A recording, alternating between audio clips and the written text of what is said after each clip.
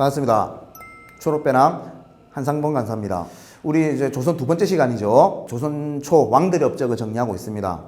지난 강좌에서 1대 태조 이성계랑 3대 태종을 정리했죠. 특히 태종의 업적으로서 왕권 강화 정책 3가지 정리했었습니다. 사병 폐지, 육조 직계제, 도폐법 이렇게.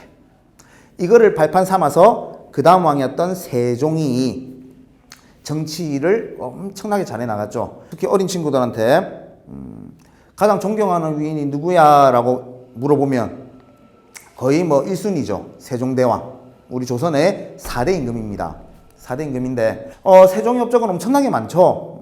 또 뭐 여담으로 막 에피소드로 많이 알려져 있는 게 또 뭐 소고기 좋아해서 하셨던 분이고 거구였죠. 100kg가 넘는 130kg까지 나갔다라는 이야기도 있는데 세종은요, 일단은 첫 번째로 우리 다들 아시다시피 학문 좋아하지 않습니까? 세종대왕께서 그래서 신하들과 같이 학문 연구를 할 수 있는 기구를 하나 두는데 그게 집현전이라고 하는 거죠.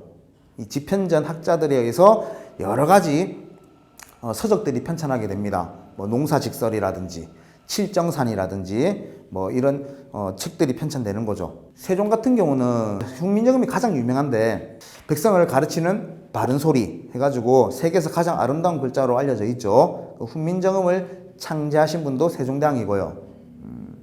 세종대왕의 가장 큰 업적은 훈민정음이겠지만 그만큼 위대한 업적이 뭔가 하니까 대외정책입니다. 대외정책. 뭐냐면 우리 조선을 기준으로 북쪽에는 여진족이라는 오랑캐가 살고 있었어요. 이 여진족들이 윗동네, 춥고 배고픈 동네다 보니까 맨날 우리 조선 쪽으로 약탈을 하러 내려왔다는 겁니다. 이 여진족들이. 그래서 이 세종은요, 최윤덕이라는 장군과 김종서라는 장군을 시켜서 여진을 북쪽으로 몰아내버립니다. 그러면서 최윤덕 장군에 의해서 압록강에 4군이 설치가 되고요. 김종서 장군에 의해서 두만강에 6진이 설치됨으로써 지금 압록강과 두만강을 국경선언을 하지 않습니까? 우리 민족이 그 압록강과 두만강을 국경선으로 확정 지으신 분이 세종인 거죠. 4군 6진의 개척. 이 4군 6진의 개척이 없었으면 아마 백두산도 우리가 구경 가기가 힘들지 않았을까. 지금은 뭐 이제 분단이라서 힘들겠지만. 자, 그 4군 6진의 개척. 훌륭한 업적이 하나 있는 거죠. 그리고 세종하시면 또 유명한 게 뭐가 있습니까? 조선의 과학기술 발달은 다 세종 때라고 보시면 되죠. 대표적인 인물이 하나 있죠. 세종이 아주 파격적인 인사 조처를 한 적이 있죠. 장영실입니다. 천민 출신인 장영실을 이제 뽑으면서 인재 등용을 하면서 이제 조선이라는 나라의 과학기술을 발전시켜 나갑니다. 대표적인 거 다들 아시고 계시는 거 츠구기, 뭐 앙부일구, 자경루 뭐 이런 것들이 있죠. 이게 이제 세종의 업적인 거죠. 그런데 이제 세종 다음에 세종의 장남이었던 문종이 왕이 오릅니다. 근데 이 문종은 아주 똑똑했다고 하죠. 또 뭐 에피소드 여담으로는 가장 잘생긴 임금으로 뽑히는 사람이 문종이었답니다. 그런데 이제 문종은 몸이 너무 안 좋았대요. 그래서 왕이 되자마자 거의 눕기 시작해서 그대로 이제 돌아가신 분입니다. 문종 때. 그러면 문종이 그렇게 돌아가시고 아들이었던 단종이 왕이 오르게 되는데 당시 단종의 나이가 12살이에요. 어리지 않습니까? 잘 한번 생각해 보십시오.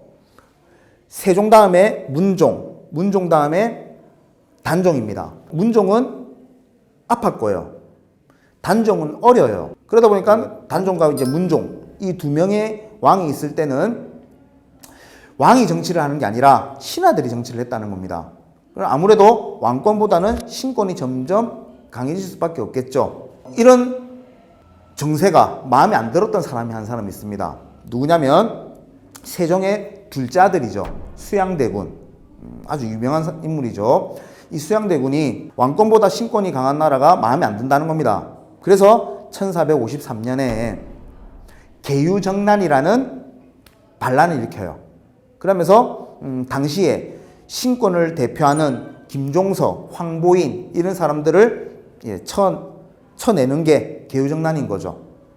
그러면서 실권을 잡고 이제 어린 조카였던 단종을 몰아내면서 왕이 된 게 세조, 7대 임금 세조입니다. 세조는 계유정난이라는 이 사건을 일으킨 이유가 왕권보다 신권이 강한 게 마음에 안 든 거죠.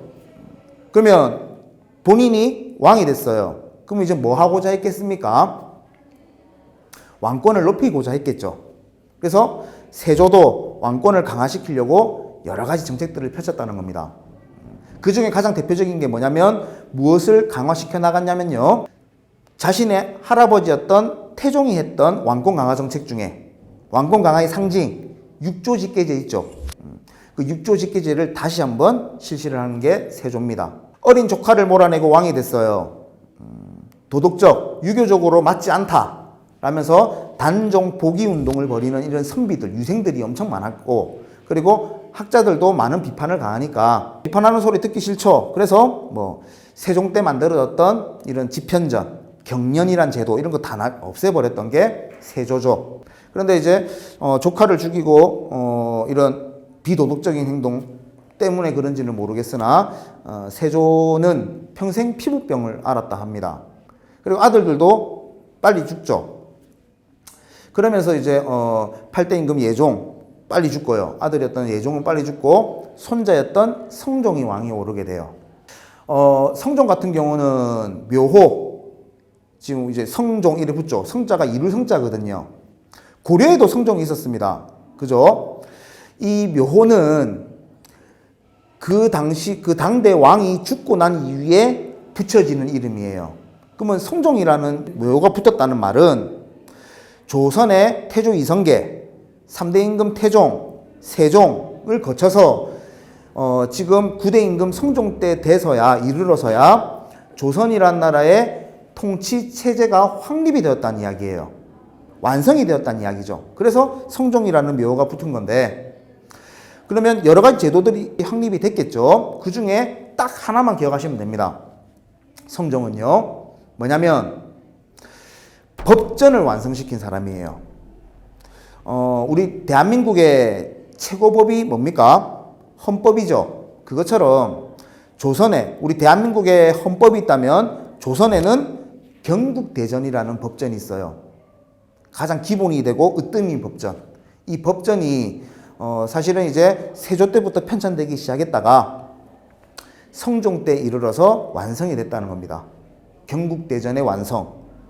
무슨 일이 있어도 알아두셔야 되는 성종의 업적인 거죠. 9대 임금 성종까지 해가지고 조선 초 왕들의 업적을 한번 정리했고요. 그 다음에는 신진 사대부들의 이야기를 다음 강좌에서 정리할 겁니다.